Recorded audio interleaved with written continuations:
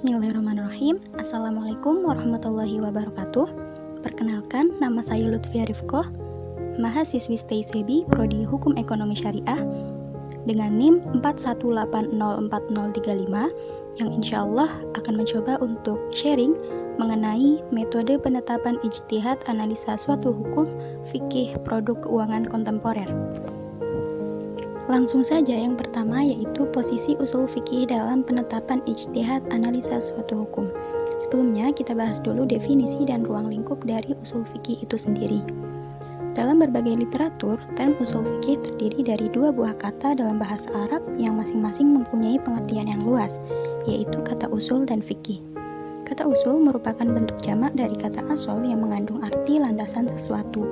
Sementara secara terminologi, kata asal mempunyai beberapa pengertian.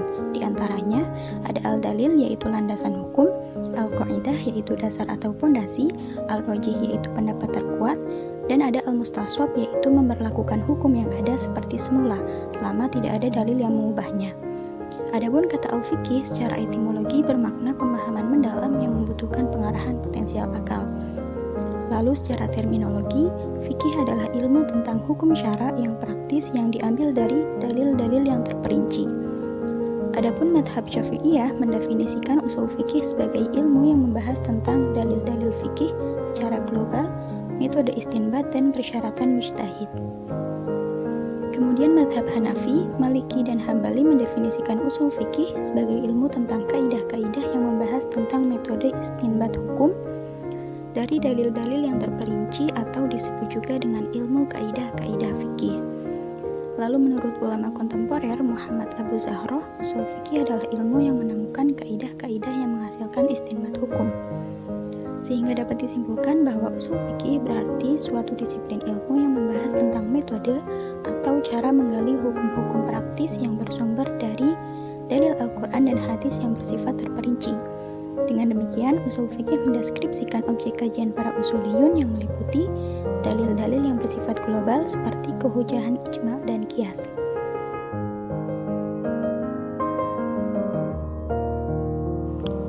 Selanjutnya yaitu ruang lingkup dari usul fikih.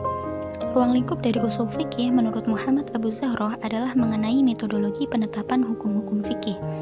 Fikih dan usul fikih sama-sama membahas dalil-dalil syar'i, akan tetapi tinjauannya berbeda.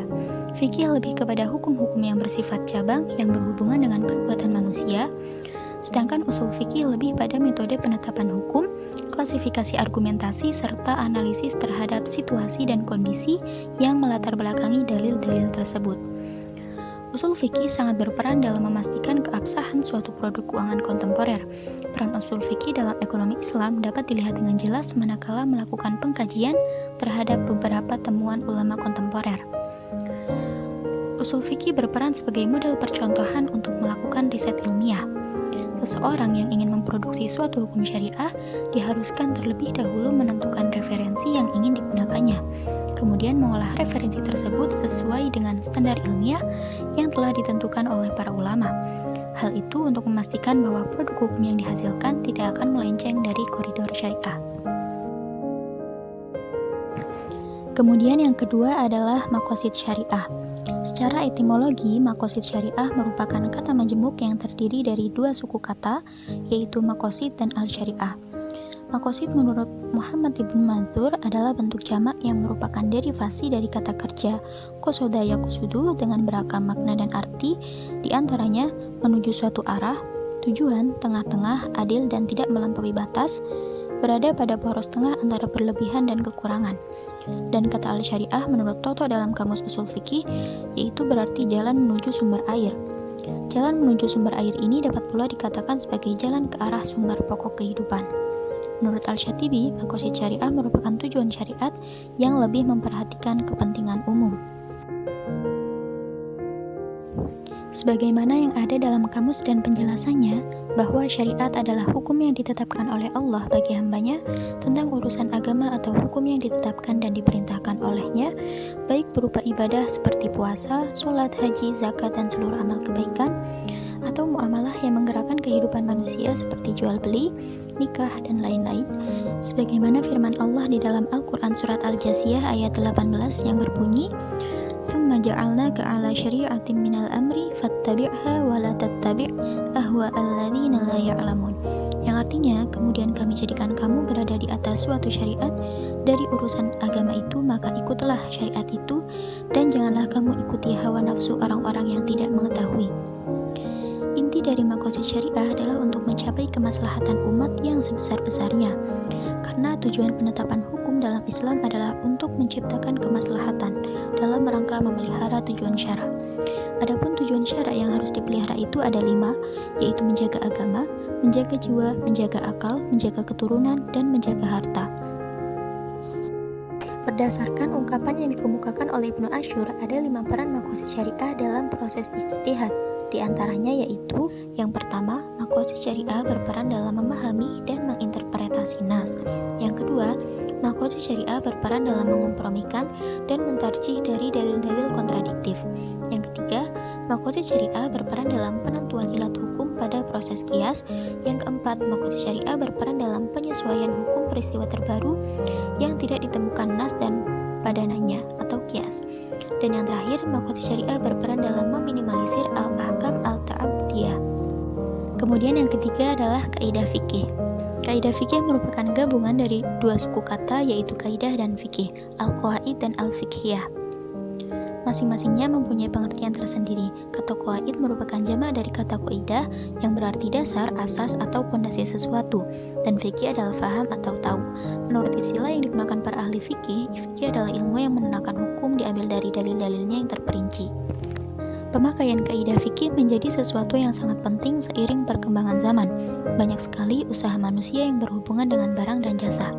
Sudah tentu dengan perkembangan ilmu dan teknologi, serta tuntutan masyarakat yang semakin meningkat, melahirkan model transaksi baru yang membutuhkan penyelesaiannya dari sisi hukum Islam yang bersumber dari Al-Quran dan As-Sunnah. Pemikiran lain sumber hukum Islam sesudah As-Sunnah adalah ijma', lalu qiyas yang kemudian lahir kaidah-kaidah fikih untuk menjawab dan menyelesaikan persoalan-persoalan kehidupan yang terus berkembang seiring perkembangan zaman. Penyelesaian yang islami dan mampu menyelesaikan masalah-masalah kehidupan yang nyata, caranya adalah dengan menggunakan kaidah al-aslu fil muamalatil ibahah illa ayyadulla dalilun ala tahrimiha, yang berarti hukum asal dalam urusan muamalah adalah boleh kecuali ada dalil yang mengharamkannya. Ilmu kaidah fikih sangat besar perannya dalam membuka cakrawala dan melatih daya rasa fikih. Hal ini sebagaimana fungsi dari kaidah fikih diantaranya adalah untuk mempermudah dalam mengidentifikasi permasalahan-permasalahan fikih yang jumlahnya tak terhingga. Pentingnya kaidah fikih juga disebutkan di dalam pembukaan kitab Durar al-Hukam, Syarah Majallatu al-Ahkam al-Adliyah, dikatakan bahwa para fuqaha ahli tahqiq telah mengembalikan berbagai masalah fikih kepada kaidah-kaidah kulliyat. Di antara kaidah-kaidah tersebut ada yang menjadi dhabit atau penghimpun maupun jami' atau pengumpul masalah-masalah yang banyak. Kaidah-kaidah tersebut diterima dan diakui dalam berbagai kitab fikih dan dijadikan dalil dalam menetapkan berbagai masalah serta dijadikan dasar pemikiran awal dalam memahami berbagai masalah. Dari berbagai pernyataan para ahli fikih, dapat disimpulkan bahwa kaidah-kaidah fikih mempunyai peranan penting dalam mempermudah pemahaman tentang hukum Islam. Berbagai hukum cabang yang cukup banyak menjadi tersusun dalam satu kaidah. Jika kaidah-kaidah ini tidak ada, hukum-hukum cabang tersebut akan berserakan.